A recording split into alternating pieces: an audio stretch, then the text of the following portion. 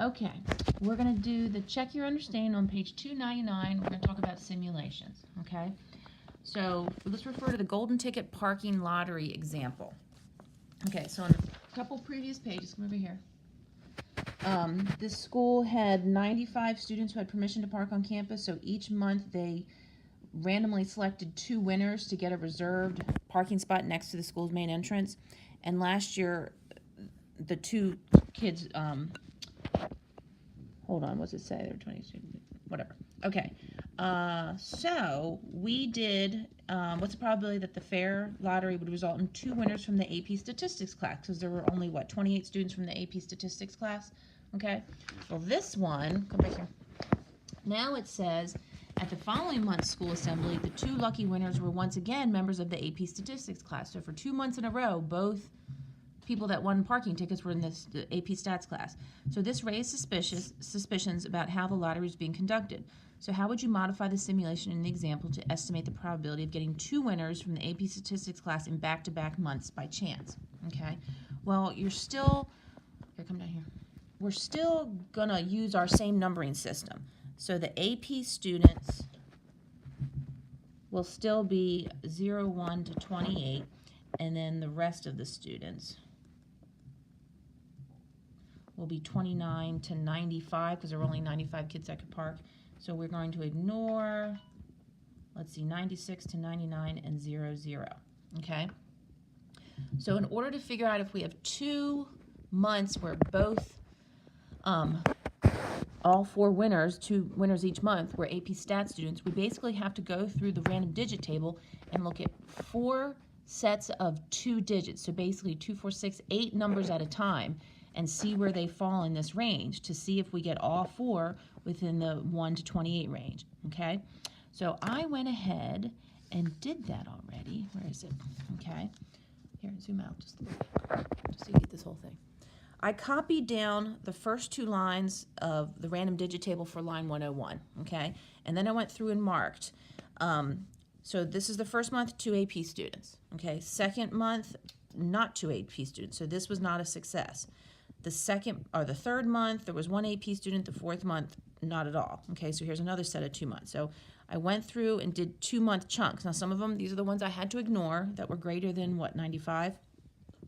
So I had 9 trials. So here's 2 months, here's 2 months, 2 months, 2 months, and then another 2 months, and so forth.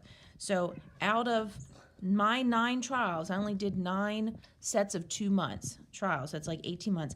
I didn't have any successes. There were no times when all 4 students selected were AP students, okay? So out of 9 trials, I had no successes. I would have to do more trials, okay? But you figure the more trials I have, if I get 1 out of 20, it's going to be a small probability of that happening, okay? So that's how I modified that one. All right, so then number 2 says, refer to the NASCAR and breakfast cereal example. So over here, we had NASCAR cards for the drivers, Jeff Gordon, Dale Earnhardt, Tony Stewart, Danica Patrick, and Jimmy Johnson, and they were all, the chance of getting any one person, move up a little bit, any one person was evenly distributed. So we just assigned one number to, Jeff was Gordon was number 1, Earnhardt was number 2, Tony Stewart was number 3, and so forth. And we just did random integer 1 through 5 and counted how many times we had to get random integers. So we had at least 1, 2, 3, 4, and 5. Okay, so our simulations, we ended up having to go 9 boxes of cereal before we could get a complete set of the driver's cards, 10 boxes, 22 boxes, 16 boxes, and 15 boxes. So I think the question was, what's the probability it's going to take 23 or more? Well, from this 5 trials, it's a 0 probability it's going to take 23 or more, because it didn't take 23 or more. Okay, and this, they ran the simulation many, many times, and it never went past 22. So the probability of having to buy 23 or more boxes was 0, okay? If you look at our distribution, we probably have to buy about, I don't know, 10, 12 boxes, okay, in order to get all 5 cards, okay, driver's cards. However, come back over here. Now the simulation is going to change. Let's suppose that the chances for each car that appear in the cereal box are different.